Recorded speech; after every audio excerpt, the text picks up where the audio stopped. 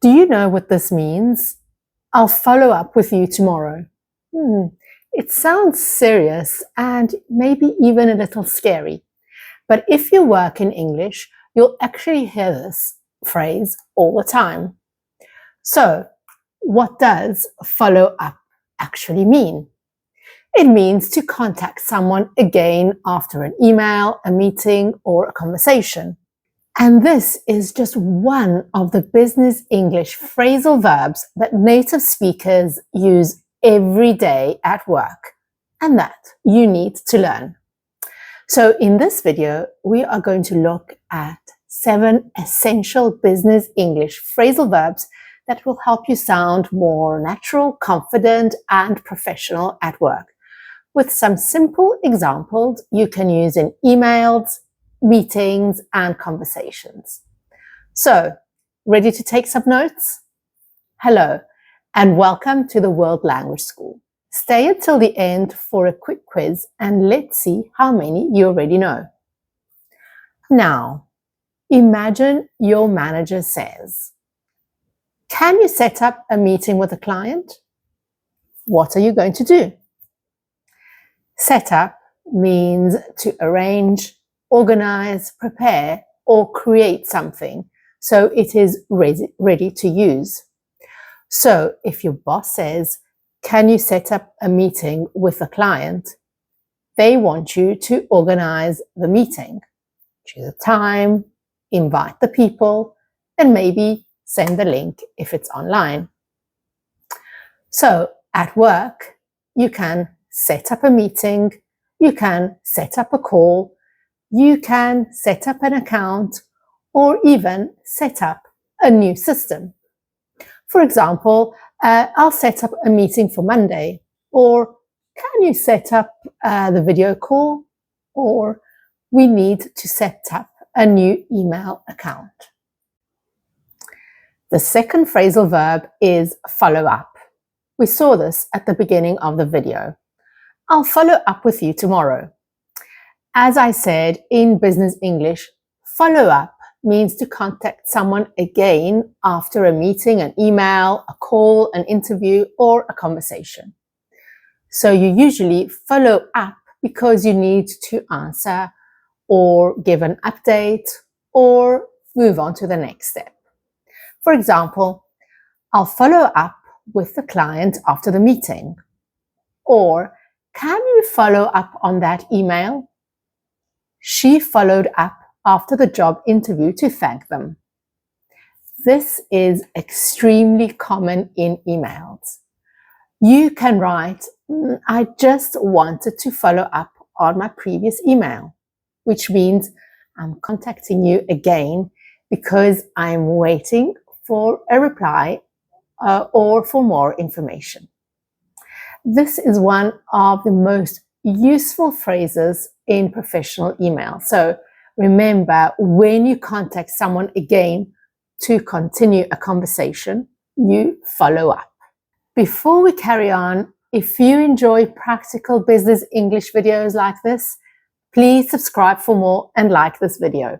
Imagine you are in a team meeting and someone says, "Before we launch the product, we need to carry out some tests." Now, don't worry. Nobody is asking you to physically carry the tests out of the office.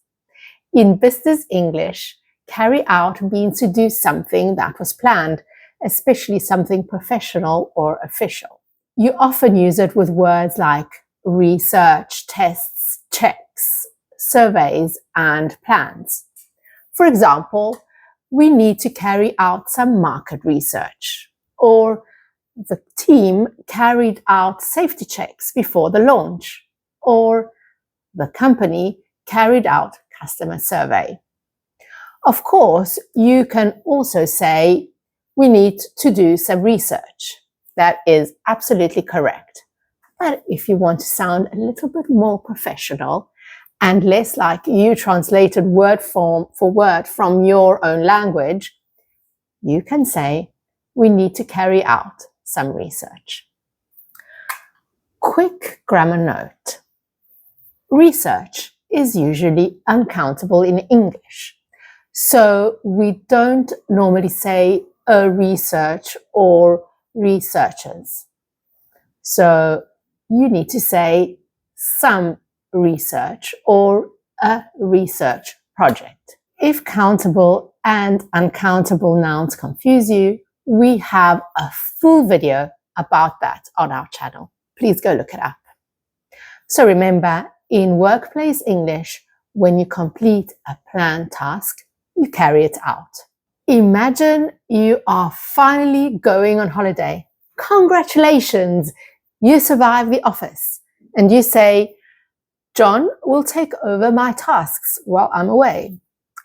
In business English, takeover means to take control of something or become responsible for it. So you can take over a project, you can take over a task, you can take over a team, you can even take over a meeting. For example, she will take over the project next month, or you can take over this task while I'm away.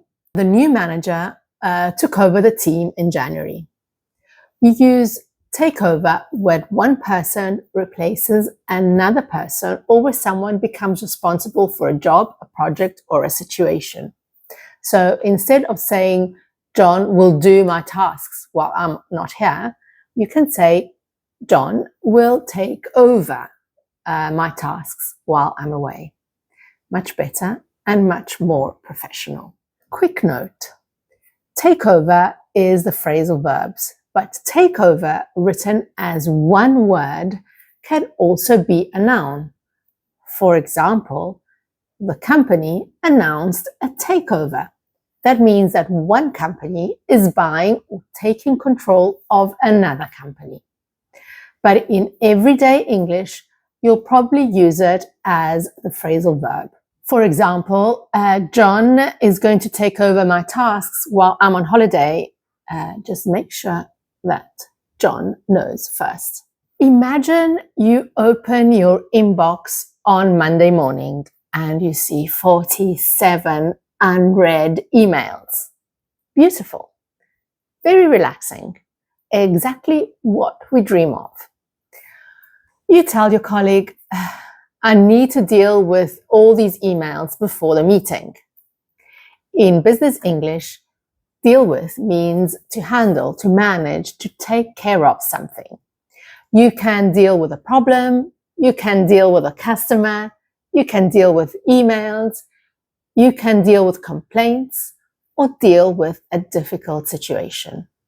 For example, I have to deal with a difficult customer, or we need to deal with this problem today, or she deals with international clients. This is one of the most useful business English phrasal verbs because you can use it in many situations. So instead of saying my job is to manage customer requests, you can say my job is to deal with customer requests. Just be careful. Deal with can sound neutral or slightly negative depending on the context. For example, I deal with international clients. Sounds normal, but I have to deal with my colleague sounds like your colleague is a problem.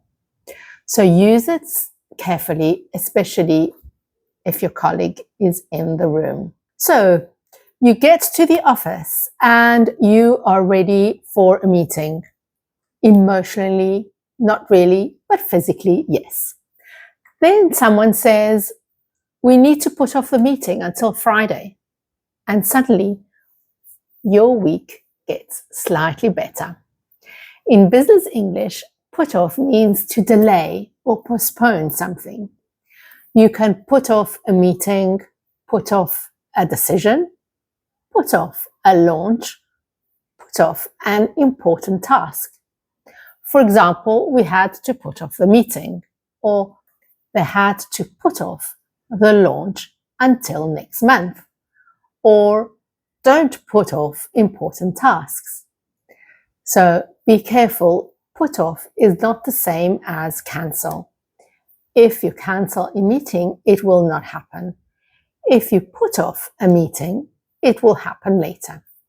So instead of saying we moved the meeting to Friday, you can also say we put off the meeting until Friday. Quick note, put off can have more than one meaning in English, of course. Do you know any other meanings of put off? Write it in the comments below with an example sentence and we'll check your answers. Very useful at work, especially when nobody was ready for that meeting anyway. So let's move on and let's imagine you are about to send an important email and then you suddenly remember English spelling exists. So you say, let me go over this email one more time. In business English, go over means to review, to check, or to examine something carefully. You can go over a report, go over an email, go over the main points of a speech, go over a presentation, go over the agenda. For example, let's go over the report before we send it. Can we go over the main points again? I need to go over my presentation before the meeting. And at the beginning of a meeting, someone might say, let's go over today's agenda. That means let's review what we are going to discuss today. So remember, when you check, review, or discuss something carefully before making a decision, sending it, or presenting it, you go over it. Especially important emails, because autocorrect is not always your friend. Okay, quick quiz. Let's see if you can use these phrasal verbs in real work situations. Complete the sentences with the correct phrasal verb. Number 1, I'll something, a meeting for Monday. The answer is set up. I'll set up a meeting for Monday. Number 2, I just wanted to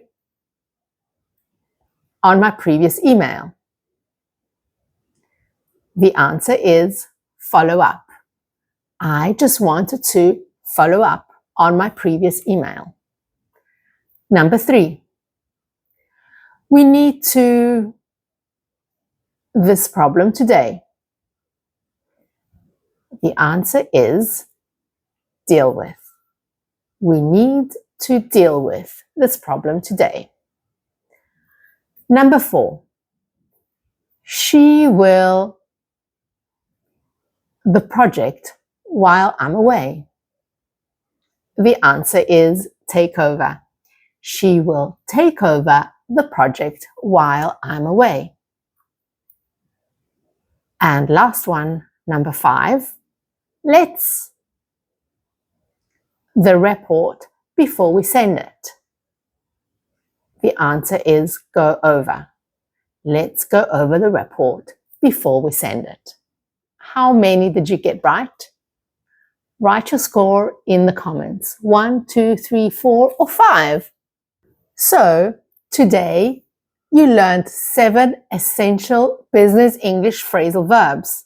If this video helped you, don't put off improving your English. Like the video, subscribe to our channel, and follow up with our business English tips. See you in the next video.